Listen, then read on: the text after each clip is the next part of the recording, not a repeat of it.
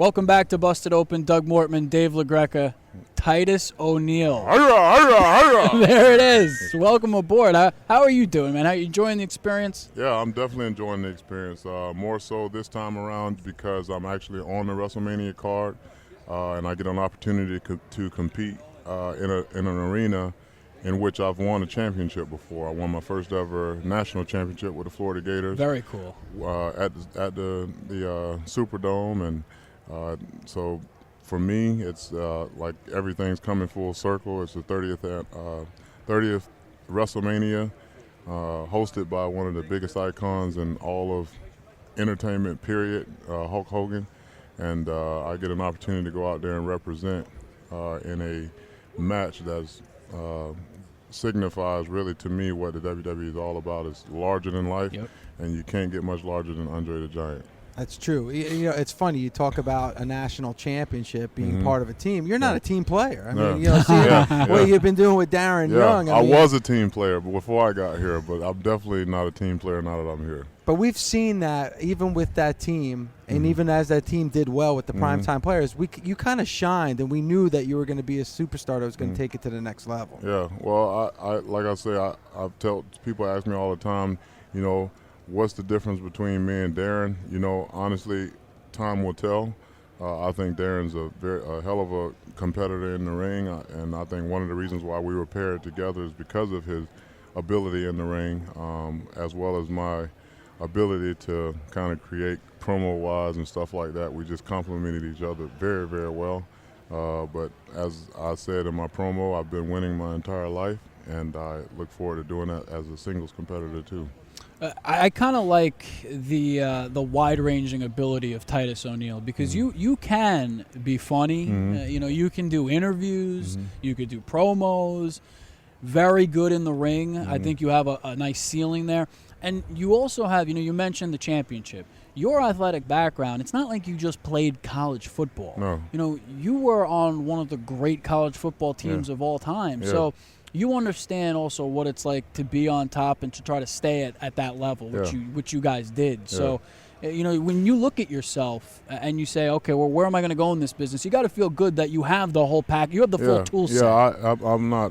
When people constantly say, you know, that they want to throw up that I'm not a wrestler. Well, I wasn't a wrestler before I got here, and so I'm not going to go out there and try to be a wrestler. I'm going to go out there and try to beat the hell out of whoever I can beat and tell stories. And I want to be entertaining. I want to be the roughest, toughest, most entertaining superstar that this roster has, and that's all I'm concerned about. That's all I've ever been concerned about, period, in life. Like, people have told me all my life what I couldn't do, how I would never achieve anything, and I've kicked them in the face with success time and time again, and that's what I plan on doing here in the WWE. And, you know, it's funny how most of the time critics are the same people that have never really accomplished much in their own lives, and so they try to beat you up with yours. But, man, like I said, I lived a great life before I came here, and I'm going to live a great life while I'm here. And my sons are in town. They're going to be with me at the Hall of Fame. That's got to be awesome for you. Yeah,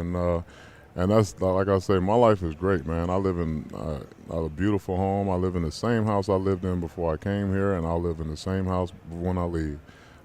Success has never really been to me about how much money you make or how many championships you make. It's really about the lives that you can touch and the influence that you can have. And being in the WWE, I have an opportunity to have a lot of influence on a large platform, and I'm going to utilize it to help people like myself when I was younger that didn't grow up with a damn thing, you know, come from a single-parent home, give them hope. I didn't see many black characters on WWE television, and the ones that I did see, I wanted to be like them. And so I'm not here portraying I'm the toughest guy on the block, although I've been in a few fights, so I know how to fight. But I enjoy this ride that I've been on, because I was the guy 4 years ago that ran and stumbled with a keg and damn near killed himself on live television. and I'm also the same guy that has an uncle that hasn't been seen in a while, and Uncle Rufus Pancake Patterson. But Oh, boy. But I'm sure at some That point. was bizarre. Yeah. That was something. it was only bizarre because if they would have, if we'd have introduced the character like we planned on initially, and it would have been gold, and it still will be gold eventually one day when I'm a good guy again. But we had done a couple of backstages with me and Darren's uncle character before, and it was great stuff. And it's just a wrong slot at the wrong time, but at the same token, it left the lasting impression that one time. But I'm a huge fan of like Martin Lawrence and Tyler Perry and Richard Pryor, guys that have played multiple parts in a movie. One movie, they've been 3 different guys. And that's what we do here. We tell stories, we entertain, and at the end of the day, to me, that's what all the greats that have been in this business have been able to do. They've been able to entertain. There are guys that can rustle circles around me in this company, but they're boring as watching paint on the wall, and they know it. So it's one of those things where even Daniel Bryan, when he first got here, people thought he was boring and he was this and he was that. And I talked with Daniel a few weeks ago and about how he's been a big influence and why I decided to stick it with it, because he was the first one eliminated from season 1 of NXT. He got fired. Sure did. And brought back and won the United States title and then won the World Heavyweight title after that. And people labeled him boring too when he first started, and then him and his growth with Team Hell No, he showed just how versatile he can be, and very funny and entertaining segments with Kane. And that's, to me, like the key to having longevity in this business is being able to do more than one thing. Wrestling is in my opinion, a very small part of the big key wheel that the WWE has. Yeah, you talked about criticism you got, being a football player and getting into wrestling. But, when I was growing up watching wrestling, most of the wrestlers were former football players. Exactly, yeah. Tully, Blanchard, Ron Simmons, those are guys who all played football before. Yeah, and that's the thing. It's like, for me, and then there are a lot of guys that play football that have tried to do this and have fell flat on their face. And that's the thing. For me, it doesn't matter where you started or where you came from. It doesn't matter if I was on the independent scene for 7 years and worked my way here, or like myself, I literally, it was a blind faith move. I was driving one day in South Tampa and saw the facility. David told me where it was, and I walked in the back door and said, hey, who do I need to speak to about possibly, being a professional wrestler? And they said, oh, well, Steve Kearns, the guy you need to talk to, and he's not here right now. If you want to come back, we have a show here. And they had an arena show that night, and I went and picked my kids up from school and asked them if they wanted to go to a wrestling match. And they said, yeah, and we came back, and we went to the wrestling match. And I asked my oldest son, TJ, I said, this is something you think you want to see your daddy doing? And he was like, yeah. And then Titus was like, my youngest son is Titus, and he was just like, yeah, I think you'll do well in it, Daddy. And that was what sparked me having a conversation with Steve, like right after that. And 15 minutes after I left that arena, WWE gave me a call and said, hey, we want you to try out. I tried out actually like 2 days after that, and then was signed like a week after that. So Wow. Yeah. Were you a wrestling fan growing up? I loved wrestling growing up. My grandmother, who passed away from breast cancer in '93, we watched the Smurfs in the morning, and we had breakfast, and then everybody needed to shut down shop and watch wrestling. And that's what we did every Saturday morning growing up. And it was like a ritual in my grandmother's home, and I was always a fan. I'm still a fan today. So when I see these legends walking around and things like that, I have to do my best not to be, a fan and be a co-worker, but sometimes I just cannot help whatsoever. It's hard, especially on WrestleMania weekend when you're a superstar. That's got to be tough. Yeah, and then, when guys like Hulk Hogan come up to you and say, brother, I love your stuff, you're going to be great, and Bruno Sammartino, all these guys that, obviously are staples in this business. And then Scott Hall, I just saw him for the first time, met him, but I've talked to him on the telephone and through Twitter and stuff like that, and to meet them, and they all have confidence that I'm going to be a big player in this business. It's a huge adrenaline shot in the arm, because these are guys that have been there and done that, and I want to be where they've been, and I want to go where they've been, but I want to actually go a little bit farther, and I tell them that too. You know, it's also confidence in yourself, and obviously you exude confidence, but you know, from just listening to you here, there's always one interview for Dave and I during WrestleMania week that stands out. I feel like this is it, because you seem like a real introspective person, and you know, listening to you, you know, we've seen your commercials in October, you know, because of your grandma, of course, saluting her and being an outspoken person about breast cancer awareness. You mentioned, you know, not having a lot growing up, single parent home, being a father, being a fan, being a great college football player. You know, one thing obviously has to, you know, shape a man, and sometimes you need that self-confidence, that self-awareness to really be able to move forward and do great things in your life. When, like you said, you're driving down the street and there's the WWE facility, and you walk in, who do I need to speak to? That takes a lot of guts. That takes a lot of courage and a lot of self-confidence, and it seems like you have that. Yeah, well, more so than anything, I have a lot of faith, and I know where I came from. I know what God is.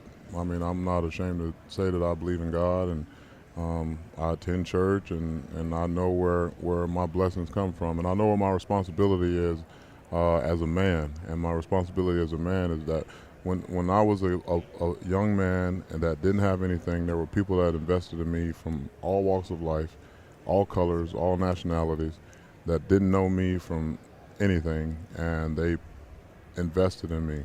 And so it's my responsibility as a man to do the same. And that's the reason why to some people say I overextend myself to help other people, but I don't feel like I'm overextending myself. I feel like I'm walking in my purpose.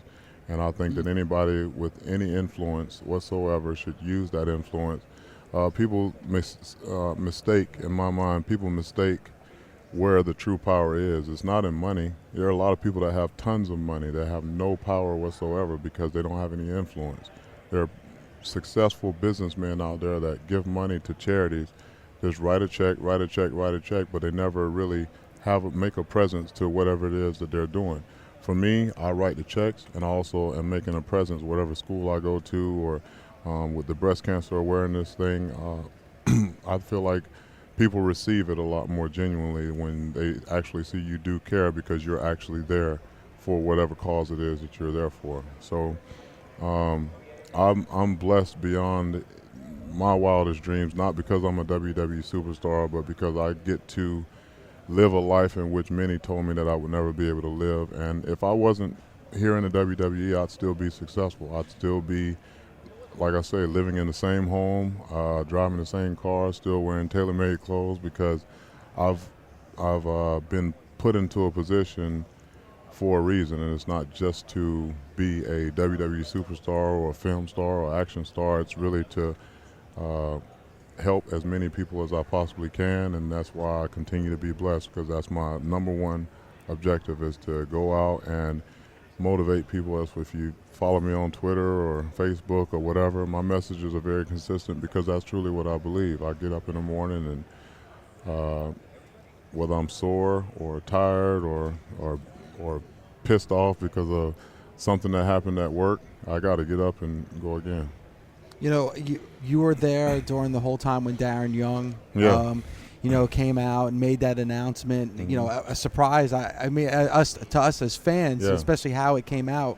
How supportive were you at that time for him, and how supportive was the locker room? Because, you know, you think of, you know, pro wrestling and, you know, athletics and stuff like that. It's kind of like a topic that's kind of sensitive. Yeah. What was the locker room like? The locker room was amazing. I knew before everybody else did anyway, so it didn't never bother me. I've been roommating with him and being a tag team partner with him but more importantly, being a friend to him for the entire time that I've been here. I wish somebody would have said something out of the way, because I probably would have lost my job. Wow. Because Darren to me is truly like a brother, away from work. Sure. You know, this guy stayed at my house. My kids look at him like an uncle. He plays with my kids. It's like sometimes when I have him over to the house, I'm just like I'm raising 3 kids because I'm telling him to clean up right behind them and everything else. But you know, the support that all the other WWE superstars displayed to him was very, to me, overwhelming to him, just because he was scared as hell to say something. And like I said, it wasn't my place, even though I knew to announce it. No different than the Michael Sam situation at Missouri. I applaud the Missouri organization, the team, the players, because I'm sure that several of them knew, but they waited for him to bring it out and make it publicly known. And whatever backlash came, it was because he instituted it, not because there was a message here or a message there or blurb here or breaking news there. And Darren, at the end of the day, people need to realize that Darren came here to do a job. He wanted to be a WWE superstar his entire life. He's been clawing and scratching at this since 2002 on the independent scene. He got signed in 2009, and he's done his damnness to make sure that he can have a place in this company, but more importantly, have a place in this world. And when you're living with,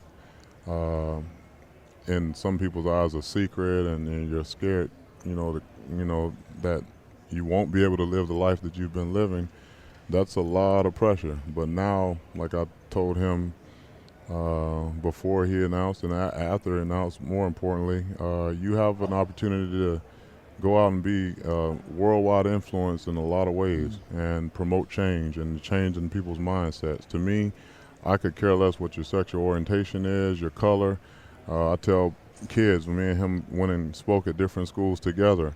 Like, the person that motivated me the most was a white female that was gay, and she was the reason why I went to the University of Florida. She passed away with cancer in 2001, but it was my high school English teacher, and she was my mentor before I even got to high school. And she just saw something in me, and she said, I'm going to make sure that you're successful. And she didn't hold any punches pull any punches in regards to getting on me and telling me, no, you're wrong, and this and that. And I never saw her sexual orientation or her being with a partner or anything as a factor in why she motivated me to be successful. I just looked at it as, here's a person that cares, and that's how I look at Darren. Darren's a hell of a man, a great person, great human being.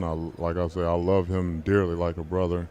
And like I said, I wish somebody would have said anything remotely close to inappropriate, because I literally would have probably beat the hell out of him, because I feel that adamant about him, and I feel that adamant about people, period, that just feel like it's their place to discriminate against anyone of color or nationality or sexual orientation. It's very ignorant to me, and so it bothers me.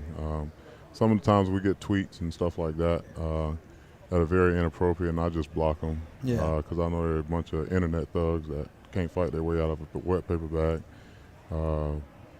But he's, like I say, he's a very good friend of mine and always will be. My guess is that they wouldn't say that to your face. Yeah, no, exactly. Absolutely. Before we let you go, you must be chomping at the bit. You mentioned earlier, Andre the Giant, classic, larger than life, really the foundation of the WWF, WWE, and you're part of the Andre the Giant Memorial Battle Royal. You must be so pumped to get out there on Sunday. I like I say, I've had a fire in my belly since I came to this company, and that fire has been to not only, it's really not even to prove anybody wrong, it's to prove that my faith was right when I made a decision to join this company. Andre the Giant Memorial Battle Royal gives me an opportunity, along with 29 other guys, to display in front of the world who we are as men and who we are as competitors. And my goal, like I say, is to win it, but if I don't, I'll damn sure make a statement, because I didn't disband from the primetime players just to be another guy, because I didn't come to this company just to be another guy. Vince knows it, Triple H knows it, Stephanie knows it. I can leave here and make a damn good living coaching college football and seeing my kids every single night and not having to brave the conditions of snow one week and delayed flights and just the travel alone. Yeah, goodness. Exactly. So I'm not leaving my kids every single week to come here and be another guy on the roster. So this Sunday will give me an opportunity to beat the hell out of 29 other guys and them try to beat the hell out of me, and may the best man win, but I still will feel like I'm the best man willing to draw. Dave, I love when we get a chance to talk with the man because, you know, a lot of people say Titus O'Neil and Darren Young, you know, millions of dollars. You know, this guy is not about the millions of dollars. We appreciate who you are, and thank you so much for the time, Titus. Thank you so much. Yes, sir. Thank you.